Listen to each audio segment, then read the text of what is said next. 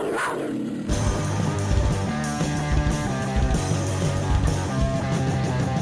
comes Lundell breaking in over to Reinhart. Back for Lundell. He scores! Anton Lundell, his first NHL goal, and it's a beauty from Reinhart. 3-1 Florida. Welcome to Project Panthers, a weekly podcast discussing your Florida Panthers. Now, here's your host, Brunswick. What a week, what a week, what a week. I am your host, Brunswick. The show is Project Panthers, and what a week it's been in Panthers territory. If you're hearing the sound of my voice, that means you found us on YouTube, Spotify, Apple Podcasts, or any other major podcast platform out there on the World Wide Web by searching Project Panthers. And remember to follow us on Twitter, Instagram, and Facebook by also searching Project Panthers.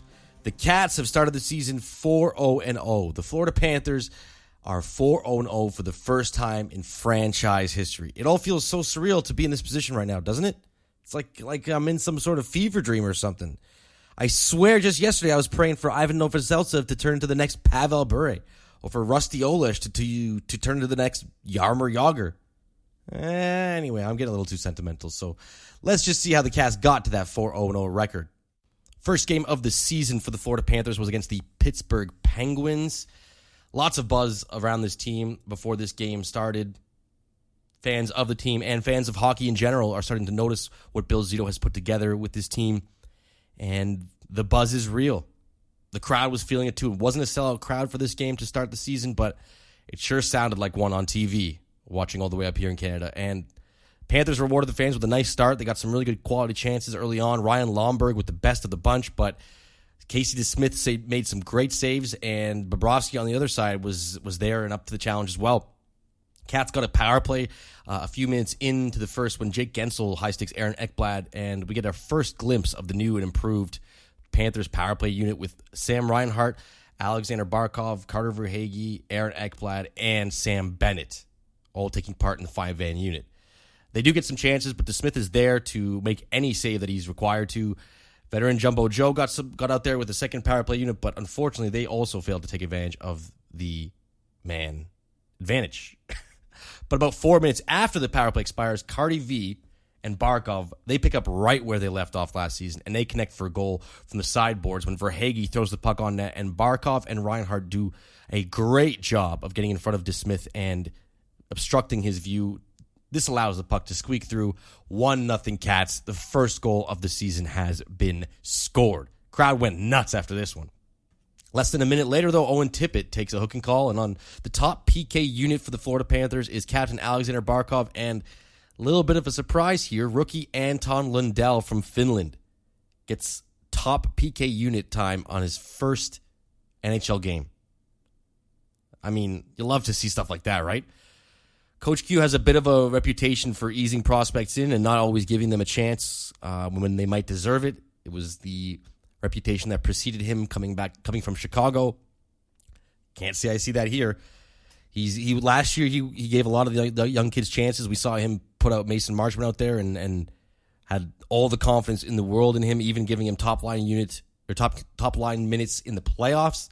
So he continues that run with the Panthers and giving Anton Lundell some responsible minutes on the PK, and it takes some confidence for a coach to put a 20-year-old out there in his first NHL game killing a NHL power play. Seriously, we're all seeing things from him, but Coach Q is obviously seeing a lot more, and that is nothing but a positive sign. Bob makes a couple of huge saves on this PK, and the Cats get out of it with got out of the power play, and actually 2-on-1 out of the box. Owen Tippett comes and Cardi V finds Owen Tippett on the 2-on-1, but DeSmith is there with the glove to rob him on the partial breakaway. Cats cannot quite make it 2-0. But they do draw their second power play of the first when Anthony Duclair uses his speed to get to a loose puck, but gets a little held back by Dumoulin, just enough to get the call. And unfortunately, this power play ends a lot like the last one, but a lot less eventful. So no goal to show for it and not a lot of chances. So still some kinks to work out on that power play. Owen Tippett, who had a busy first period, he draws a hook and call just a minute into the second. But again, the Cats are foiled and get nothing going. Not long after this power play expires, though, Duclair gets a pass from Vetrano in the neutral zone. He uses his blazing speed that we all know he has. Gets in on the breakaway and just tries to make a move.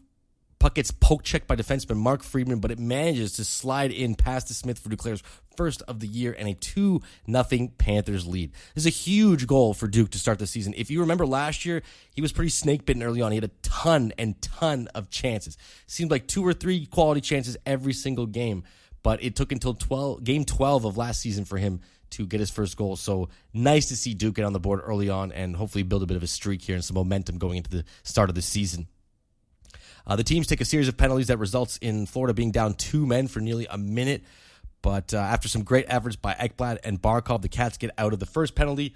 Bob, Mr. Bobovsky on the spot, comes up huge for the remaining minute, but the Pens get another call. Lots of penalty problems for the Panthers in the second period. Uyghur this time gets called for roughing. Then he mouths off to the ref for whatever reason. You know, they're obviously not putting their whistles away. Maybe not a good idea to give the ref an earful in this situation, but, you know, veteran ref gives him the 2 additional minutes. So another 2-man advantage, this time for just 29 seconds for the Pens. But I guess the penalty box has some pretty good snacks going on this night because it seems like every single Panther player wants to get a few minutes in there during the second period. But you know what? Bob was big. Bob made some huge saves, but unfortunately, Dan Heinen gets open for a mini little 2-on-1, rips it top cheese past Bob. This is a nasty, nasty shot that Bob could do nothing about. Montour pinched a little bit too much on his own blue line for really no apparent reason. I don't think he needed to do something like that, and that was the play that forced him out of position and allowed the Pens to come in with a little bit of speed and get the wide open pathway towards the net. Definite miscue on Montour's part there.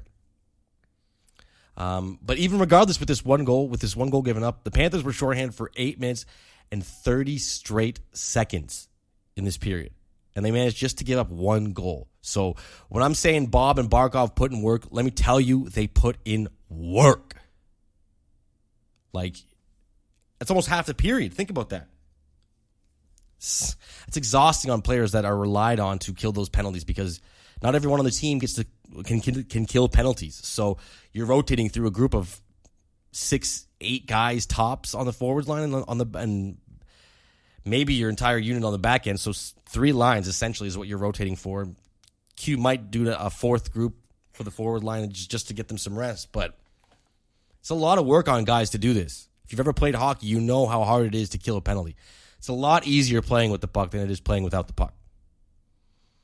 But as the period continues on, the Panthers, they just couldn't get enough of that snack bar in the penalty box, and they take another penalty in the final 2 minutes of the period. This gives the Pens a chance to get some quality chances, but Bob, once again, stands tall. Unfortunately, hockey is a game of luck. Jeff Carter takes the puck from behind the net. He passes it to the front and just so happens to deflect off of Ekblad's stick and right over Bob's shoulder. Tie game. Carter's 400th goal of his NHL career, so congrats to him for hitting that milestone despite being at the Panthers' expense. At this point, you can't even really feel for the Cats despite the quote-unquote bad luck with the Carter goal. Just too many weak penalties. There's no point in complaining about the refs or to the refs when no one is moving not everyone is moving their feet on the ice. It's clear that guys are not keeping their head in the game and not paying attention to where they should be. And the result of that is bad penalties. The third starts without much happening, but somewhere around the 8-minute mark in the third, everything kind of collapses for the Panthers.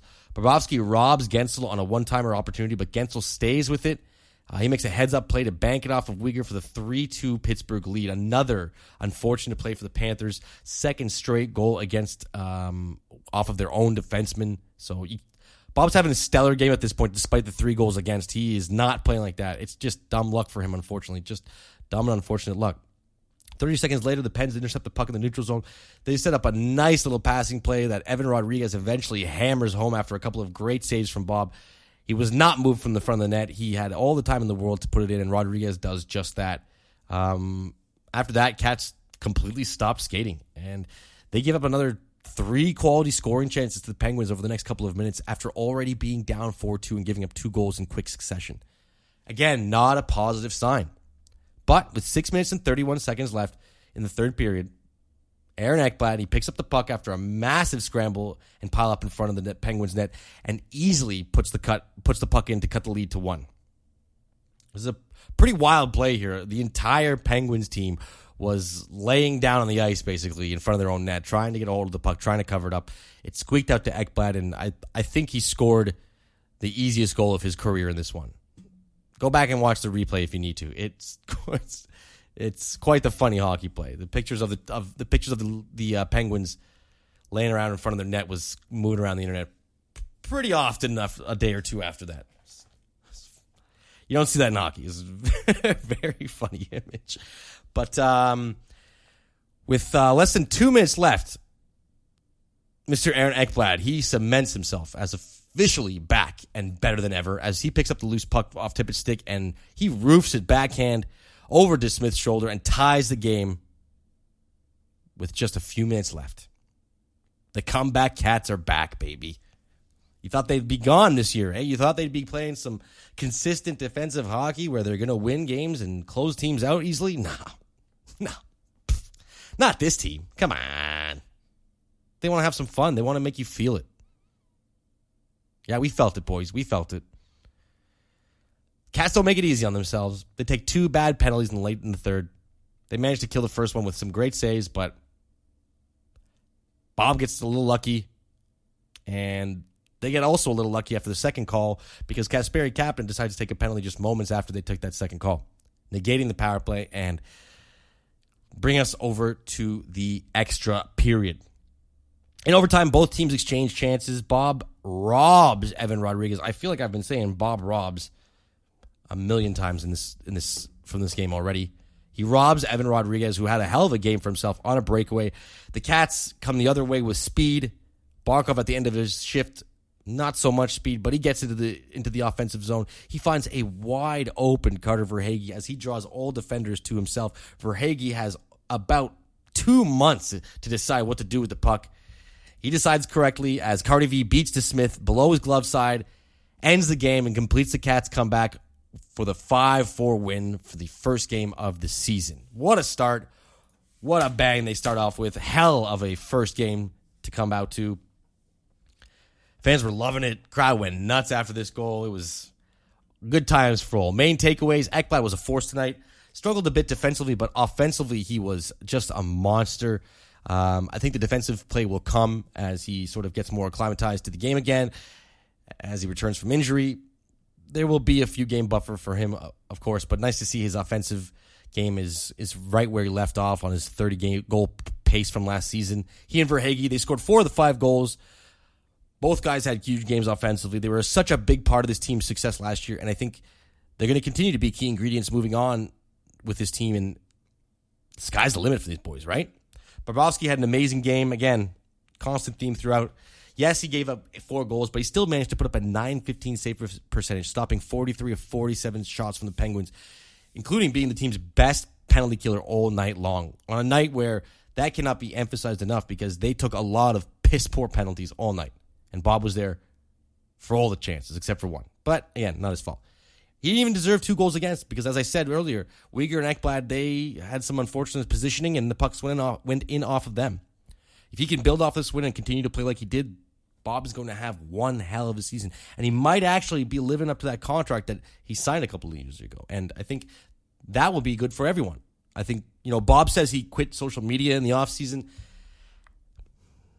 That's a good thing for him, for sure. I think that's a good thing for a lot of people who are dealing with emotional stress from social media.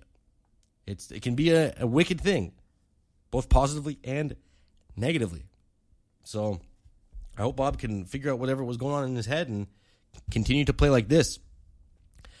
Defensively, though, the team was still a bit messy. There was way too many neutral zone breakdowns. Montour and Gudas both really struggled in their own zone. They got beat multiple times on the outside. Gudas looked like he was barely skating at one point. I wonder if there's some injury ailing him or if he's just suffering from some fatigue right now. I'm not too sure. This is a bit of a cause for concern. It needs to be addressed moving forward. Either the team, they change their personnel up and Zito makes a move at the deadline or before, or the team itself has to find some skill from within and become the defensive stalwart team that they kind of need to be to compete in the Eastern Conference and to win a Stanley Cup. Long road ahead of them for sure. Game 2 versus the Islanders a couple days later on Saturday night. This one had a 6 o'clock start, a little bit of an earlier game that we're used to for 7 o'clock on Saturdays. This is a bit of a pseudo rivalry with the New York Islanders and the Panthers. They've eliminated the Panthers in 2 of the last 3 playoff appearances, and they've become a bit of a pain in the ass for Florida over the last few years. People keep saying Trocheck was tripped. I think it's time to move on, folks. It's time to move on. Can't keep yelling about Trocheck being tripped. We got to win a playoff series. That shit is old news. Move on, folks. Isles came out with some fire in this one. Bobovsky made some nice saves early on to keep the game scoreless. Then just under halfway in the first period, Gustav Forsling shoots a puck across the ice to Gudas. He plays it off the wall and fires it on net. Sir Samuel of House Bennett. Sir Samuel. Yes, Sir Samuel returns again. He's Johnny on the spot. Gets the rebound and buries it into the empty netter past Sorokin for the 1-0 Panthers lead. So Cats get the first goal of the game in back-to-back games. But the Isles did sustain some really good pressure following the goal. But Cats managed to keep him at bay just before we get the ever so rare penalty by Captain Alexander Barkov. So he's got to go to the box for 2 for tripping. Cats are forced to kill this one off with under 4 minutes to go in the first. Ryan Lomberg replaced Alex Barkov in the top power or penalty killing unit. And once again, Coach Q showing some faith in his younger and inexperienced players. You know, Lomberg was such a hard worker last year, and you just love to see a guy like this get rewarded with some more responsible minutes. The Panthers managed to kill it off before the period ends, and Aaron Ekblad, he kind of fell awkwardly into the corner after some incidental contact. He was slow to get off the ice before the period ended, but thankfully was out there for the second. No harm, no foul. Speaking of that second period, the Panthers did come out with some much better energy, and they get rewarded for it. When Huberdeau finds Sam Bennett streaking into the zone, he dekes left, goes wide around the net, and buries the wraparound past Sorokin for his second of the game. This is a beautiful goal in this one, and Bennett just continuing his hot play from last season. With the assist on this goal, Huberdeau also gets his 500th point of his NHL career, all as a Florida Panther. So congratulations to Jonathan Huberdeau for that. He's carving out a hell of a career for himself right now, and I cannot wait to see what the back end of his career does. And I can't wait to watch his next 500 points because he's been a hell of a player throughout his entire career. Not too soon after that, Panthers get that 2-0 lead. Isles get one back when Ryan Pulock one-times a shot past Bobrovsky to cut the lead in half. Or does he? Now, Gudas and Anders Lee get a little tangled up in front of the net on this play, and Lee collides with Bob moments before the shot gets through. It's called a goal on the ice, but the coaching staff and Coach Q, they decide to challenge it for the Panthers. For my money, Lee collided with Bob on his own and had some control over his body before making the contact. If a defenseman shoves a player into the goaltender, it's not the player's fault. Otherwise, guys would just be shoving opposing players into their goalies all the time and just saying no goal, no goal. So that rule exists for that reason. The call is a bit close, but after some careful delineation, the officials finally agree with me. Yeah, they gave me a call. They said, "Hey, Brunswick, listen, is this a goal or not?" I said, "Buddy, this is definitely a goal. Like, you see Anders Lee, and come on, it's not even close, dude. It's not even close. So no goal, no goal. Thanks to me. Thank me. That's right, only me. They called me when they got on the phone. They called me. You don't believe me, do you?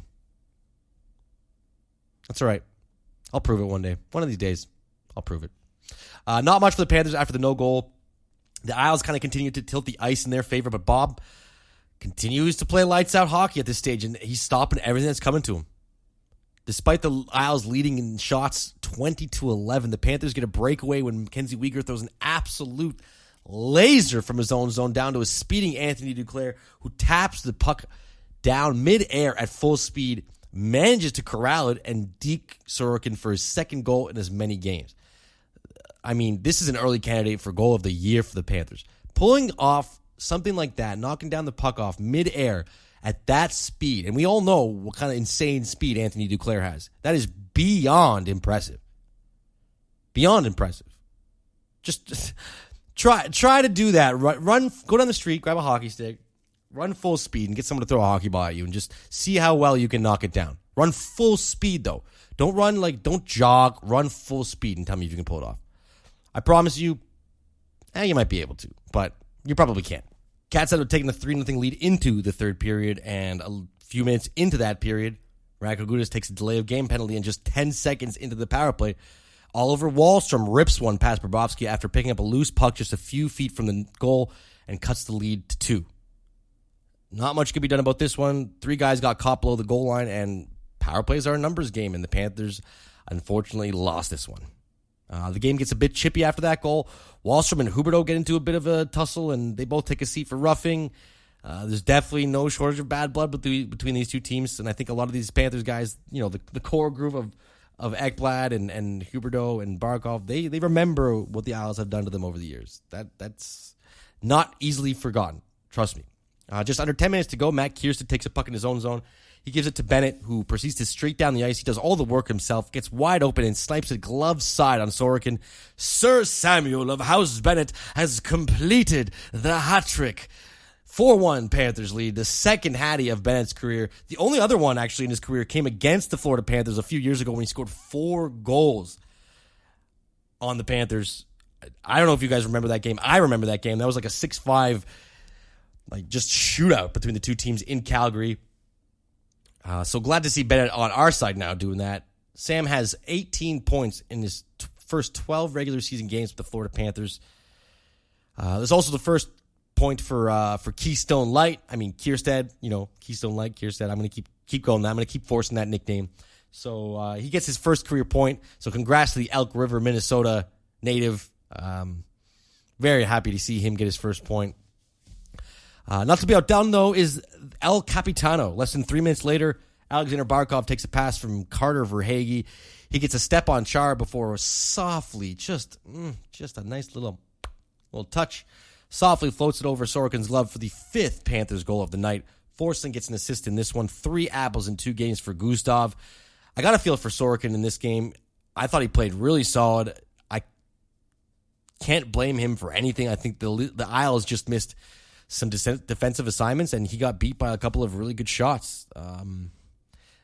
This is not the typical Barry Trotz Islanders team that you see. They looked a little discombobulated defensively all game long, and the Cats exploited them. Offensively, they looked good, but they couldn't get it past Bobovsky. But defensively, not the same team we've seen. Not the same team we've seen. The rest of the game went without incident. Panthers wrap up a very convincing 5-1 victory. They move on to 2-0 at the start of the season with a healthy 10 goals in their first 2 games. Not bad. Not bad at all. Main takeaways in this one, Sam Bennett, come on.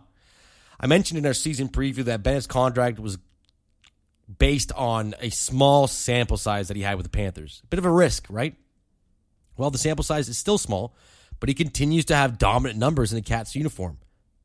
I'm probably going to say this 1,000 times this season, but Sir Samuel of House Bennett is clear and living proof of what can happen to a hockey player with a change of scenery and a change of perspective. Hockey is so much mental, especially at this peak professional level where everyone coming into the league was the best player in their hometown. That's the rule in the NHL. It's all about being able to put it together at this level too. And it seems like mentally Bennett has really turned a corner. I can't speak too much about him personally. I don't know him personally, but if you compare his play in Calgary and his play in Florida, he looks like a completely different hockey player. Like he has an identical twin that decided to dress up for the Panthers and play for them after he got traded. I love to see him turning his career around at this point. Still such a young player with so many years ahead of him. Now, Anthony Duclair, another main takeaway here. 2 goals in 2 games. As I mentioned earlier, it took him 12 games last season to get his first. Some people may question why the Cats are playing Duclair on the 4th line with the skill that he has, but I think that's one of the team's secret weapons, the depth that they have. His speed and skill dominates almost any other player playing on a 4th line in this league. So matchup-wise, he's got him beat. On top of that, he's pretty responsible defensively as a Panther and plays a much more rounded game than people give him credit for. Speed kills and you can't teach it, and he is an absolute rocket for that 4th line. And again, I'm going to praise Bob. 2 amazing games in a row. He got the 2nd star in this one, and deservedly so. This game could have been out of hand much quicker for the Isles in the 2nd period. They were all over the Panthers, but Bob stood tall. I love to see this from Bob, and I hope we continue to see even more of it. Now, from one game to a rivalry to another game with a really heated rivalry, a much more fresh rivalry, a rivalry that I think gets all of our blood going. I really don't like the Lightning. Just not a fan of the Lightning. It's the first road game of the season for the Panthers, game 3 of the year in the Amalie Arena in Tampa Bay.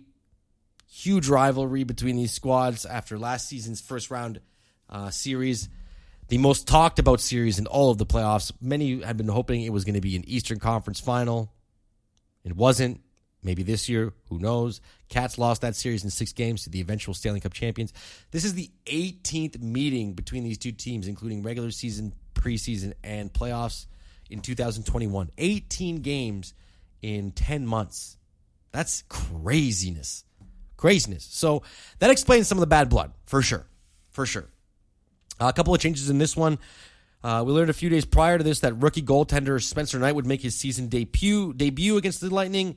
As well, we would see the season debut of Mason Marchment back in the lineup, subbing in for Ryan Lomberg, who took out the night off. I think Q made the decision to leave Lomberg out just to keep heads a little cooler.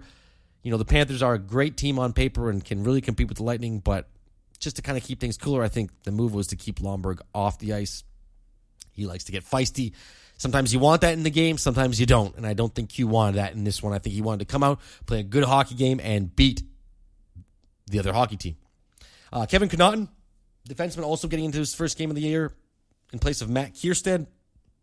I think they want a little more size back there, and that's what Kevin Connaughton offers up. Coach Q also shuffling the lines up a bit for this one.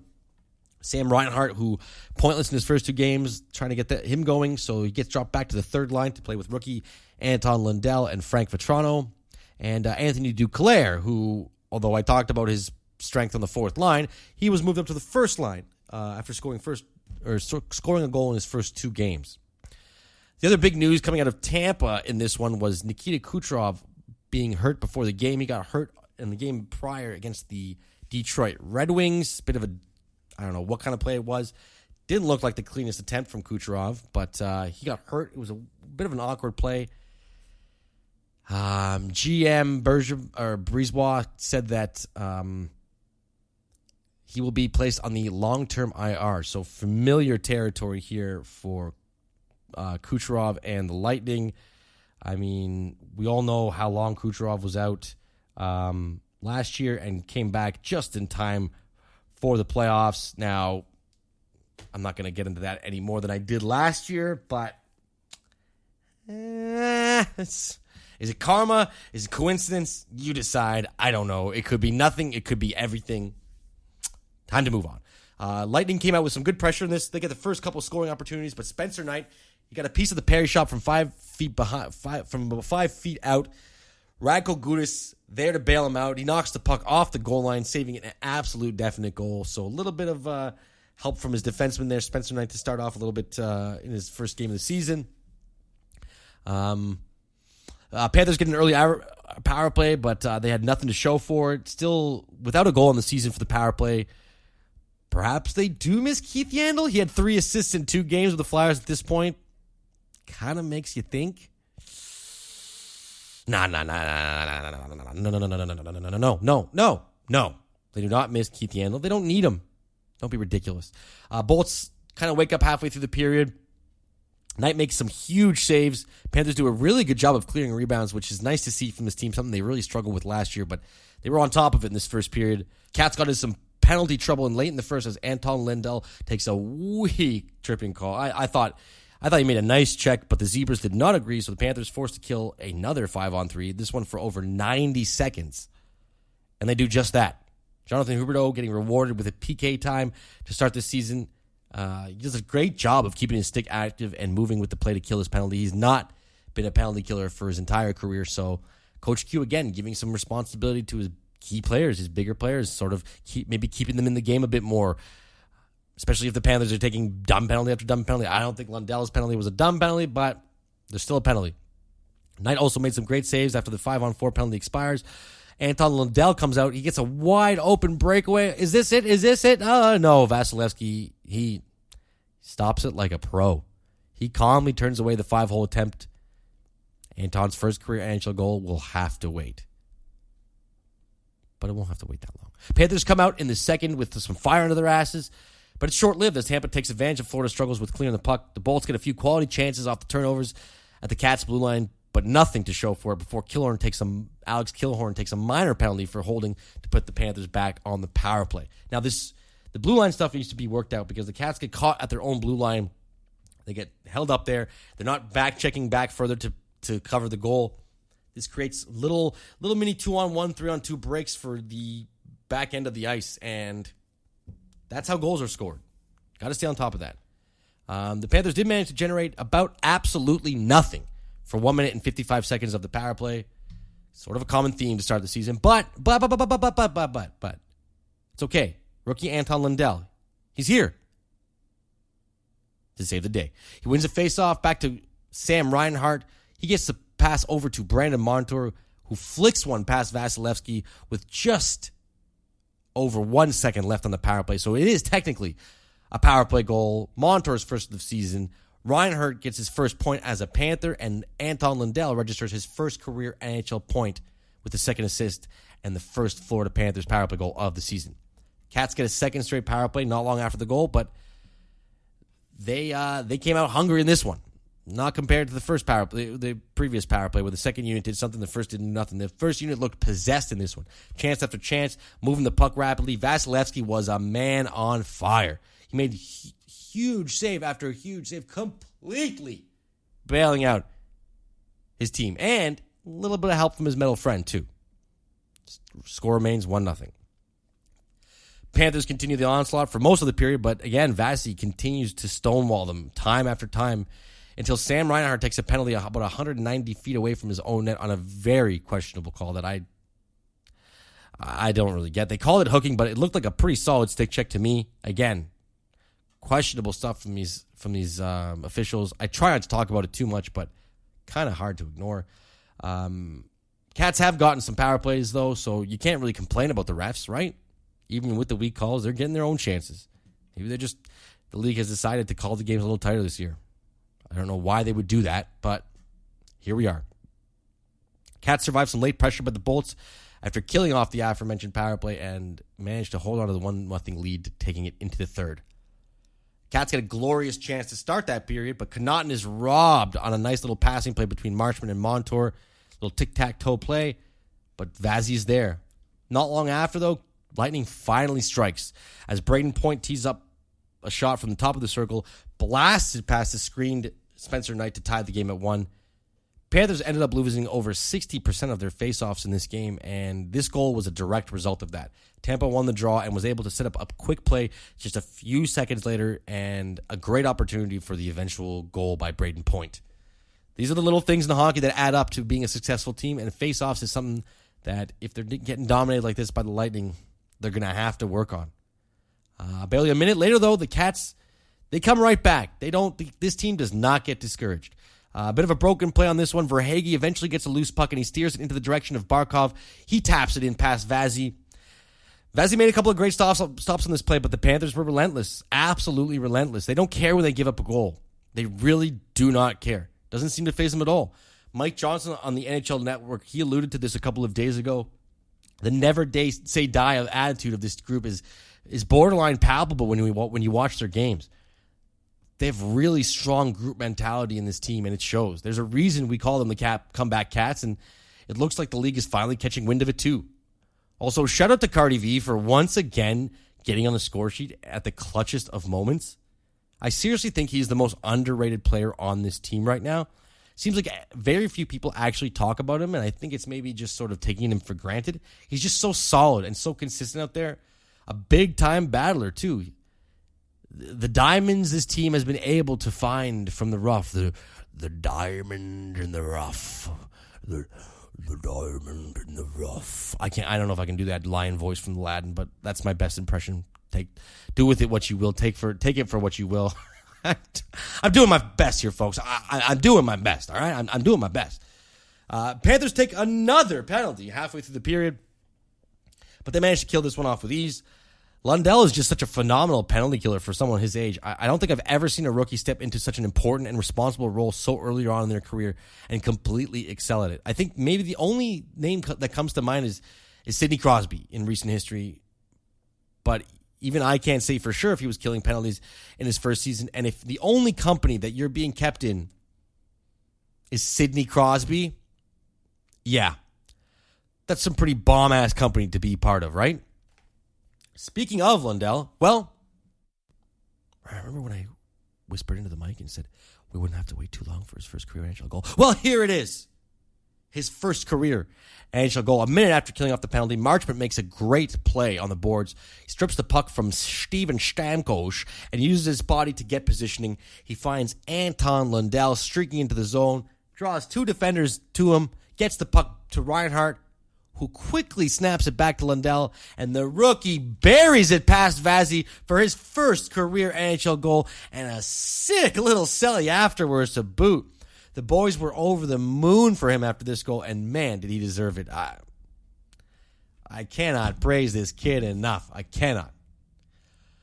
Bolts ended up pulling Vazzy with over 3 minutes left, but they can't really get anything going past the first initial scramble they had in front of the net that Knight managed to stop.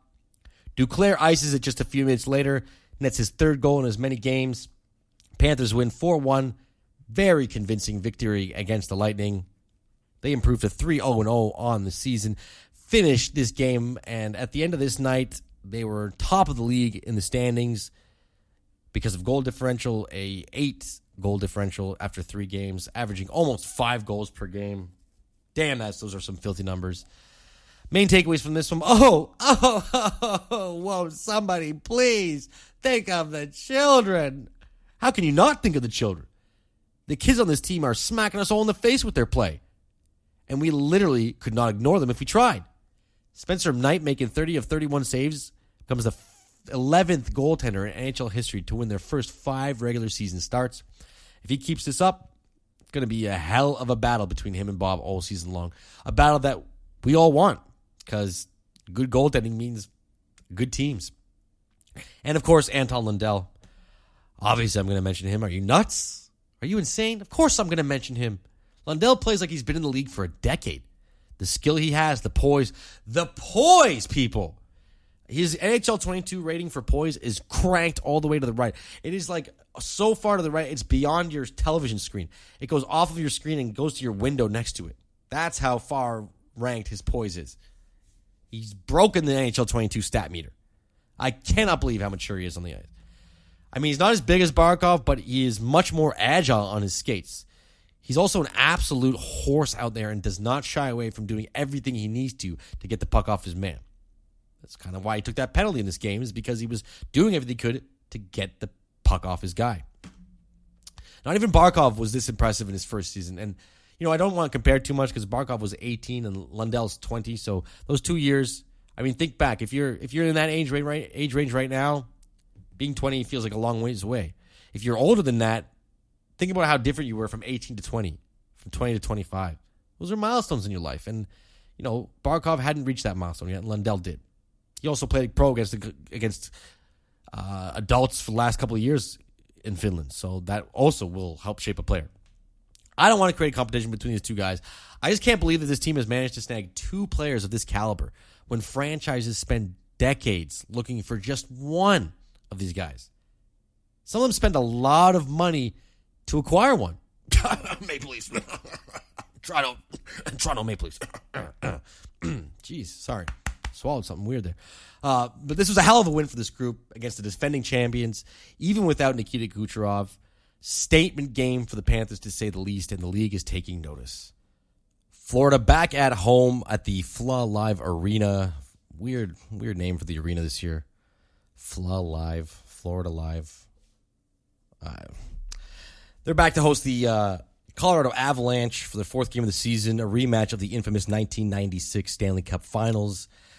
That was the last year that the Florida Panthers won a playoff series. I was 9 years old. 9 years old, folks. You've heard it here on this podcast before. You're going to hear it again. I was 9 years old. Cats going with the same lines as Tuesday night against the Lightning, except Etu Luostarinen, he draws in on the fourth line as Joe Thornton takes a seat for the first time this season. Bob also back in net. For this one, Avs electing to go with Jonas Johansson in goal instead of Darcy Kemper.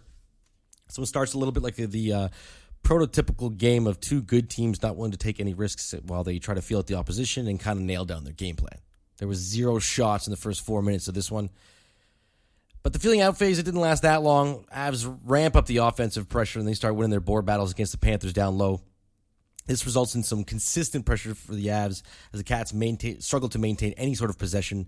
A lot of just breakout plays that fell apart either in the neutral zone or early on in the Avs zone. Not a lot of sustained pressure or down low board play by the Panthers early on in this one.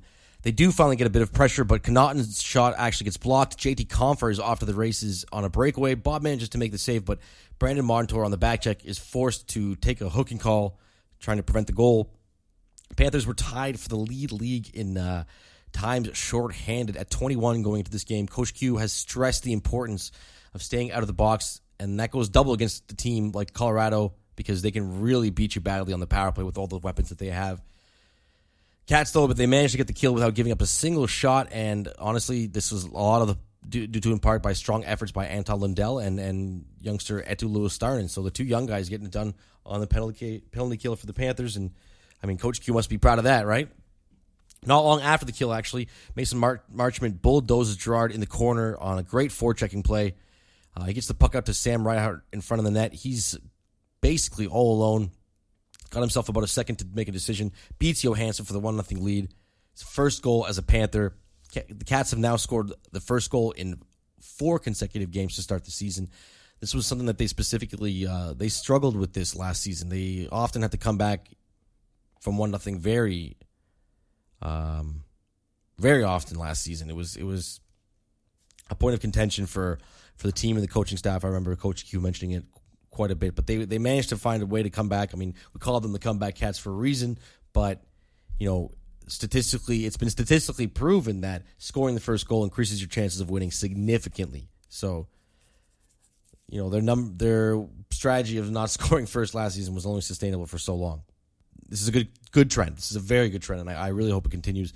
Anton Lundell, he actually picked up a secondary assist on this play for his 3rd point in 2 games. So, rookie back on the score sheet again. Cats get a power play just 90 seconds after that goal. They only muster one decent chance on this one, and likewise for the Avs, as Bob was forced to make a better save than he probably should have to while his team's on the power play. With under a minute to go, the Panthers, they struggle to get organized as Colorado's top line comes into the zone. It's a bit of a broken play as Forsling and Huberdeau, they get caught up in front of the net. Rantanen picks up a loose puck off of a McKinnon shot, beats Bobovsky down low, ties the game at 1. Bit of a momentum swinger, maybe? We'll see. But you never like to give up goals late in the period, and this is exactly what that could be. Second period gets off to a chippy start. Both teams take penalties less than a minute apart. 4-on-4 proves nothing, and they remain tied at 1. Panthers managed to even out the shot total a bit before Rantanen takes a bit of a weird call when he interferes with Bobrovsky. This was, a little light. He wasn't a lot of contact. The Avs were pissed. I get why they were pissed. But regardless, Panthers got the power play. On that power play, Ekblad finds Sam Bennett on the boards at the Colorado blue line. Bennett proceeds to strut right into the center of the ice as the Avs give him a ton of room. He takes it, rips one glove side over Johansson's left hand, 2-1 lead. Bennett's 4th goal of the season. Power play marker again for the Cats. Huge goal. Sir Samuel getting it done again. Refs decide to give the Avs a makeup call, though. They choose Mason Marchment as the culprit. He takes a seat 2 minutes for roughing. The Cats, they're up to the task once again on the penalty kill. Another penalty kill without giving up a single shot. Against this power play, too, this is a formidable power play with Cale Makar, Nathan McKinnon, Gabriel Landeskog, Mikko Rantanen. This is a dominant power play. I've seen this power play work crazy magic. So this is beyond impressive from this team right now. Beyond impressive. The Avs don't slow down, though. Their top line is something else, honestly. With Landeskog, McKinnon, and Rantanen, they're just so talented and quick and surprisingly physical down low with Landeskog and McKinnon doing some damage on the boards. They seem to create a chance every time they're out on the ice. Like, almost every time they're out there, there's at least a high danger scoring chance, it seems, on one of their sticks. Bob, though, continuing his stellar play to start the season, he's there every time that they do create a chance. Well, almost every time. McKinnon and Rantanen, they both hit the left goalpost with under 5 minutes to play, and it bounces the right way, keeps the Panthers with the 1-goal lead late in the second. And thank goodness that post was there, because under a minute to go in the second period, Carter Verhaeghe walks out in front of the net. He's given a wide open chunk of ice, much like Bennett, and he beats Johansson down low for the 2-goal lead after 40 minutes. Verhaeghe's got points in every single game so far this year. Hell of a middle period for the Cats as they put up 22 shots in the stanza. Panthers come out with some similar jump in the third. Leads to a frustrating penalty on the part of Eric Johnson. It gives the Cats another power play less than 5 minutes into the third period. They do a good job of moving the puck around, but Johansson is there to make any save he needs to keep his team in it. Avs continue to push it back, though. Bobovsky maintains his composure at some big moments. He keeps the 2-goal lead. Colorado, once again, they take a late penalty. Landeskog hits Ekblad in the middle stanchion. Sort of a dangerous play. Thankfully, Ekblad was okay. Team scuffled a little bit. I felt like Marchment should have got a coincidental minor because he kind of jumped on Landeskog, and I don't think you should be able to do that in this league. So Panthers got away with it a little bit there. They didn't score on the power play, but with under 2 minutes left, the Avs were forced to pull their goaltender. Didn't do anything for them, though. Lundell gets the puck in the neutral zone. He coasts in on a 2-on-1, and he buries the insurance marker. Panthers up 4-1. Lundell with his second 2-point game in a row. 4 points in his last 2 games. Cats win 4-1. 4-0-0 start to the season. Best start in franchise history. Main takeaways from this one. Bennett, he gets another goal. He's so visible on the ice every time he's out there. Always in the action, trying to get involved in some way, whether it's throwing the body around or throwing the puck on net. His shot tonight, it was a laser, and honestly, the Avs gave him way too much room at the middle and did not show him the respect that he deserves, and he punished them. But he had the confidence to take that space and create that scoring chance for himself. Something that I don't know if he was willing to do when he was in Calgary. I cannot sing his praises enough right now. I just cannot. And next takeaway was Sergey Bobovsky. I know. I feel like I have him in this slot every single game this episode. Main takeaways has been Bob. Bob. He's the main takeaway. Bobby is the main takeaway. Honestly, can you really blame me, though? He's playing by far the best hockey of his career as a Panther.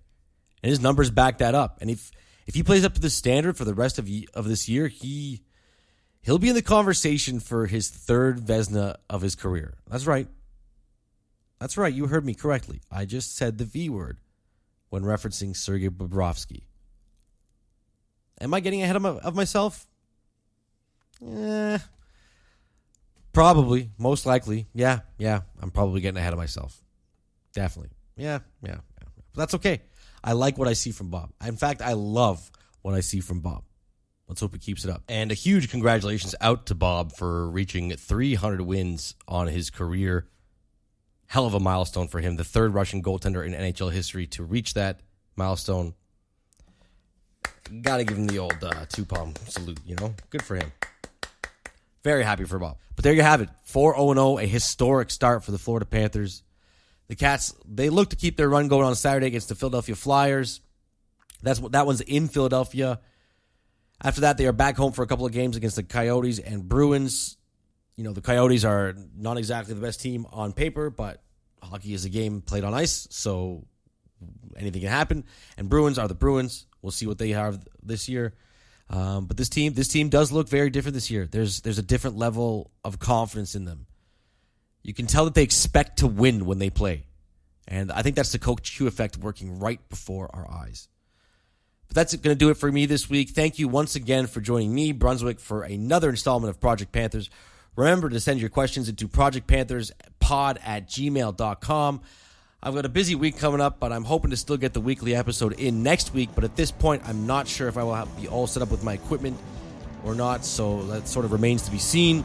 But thank you again for tuning in. Remember to follow us on Twitter, Instagram, and Facebook by searching Project Panthers. I am Brunswick. Thank you again for joining me. Have a week.